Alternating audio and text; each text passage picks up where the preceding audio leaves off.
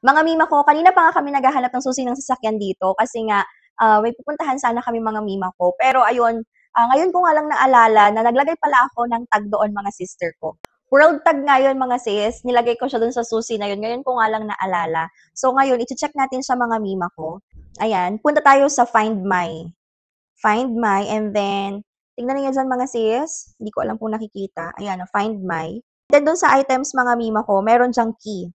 So, ayan, i-click lang natin yun mga mi. Tapos, tutunog na siya. Play sound. Ayan o. Pinindot lang natin yon and then, play sound.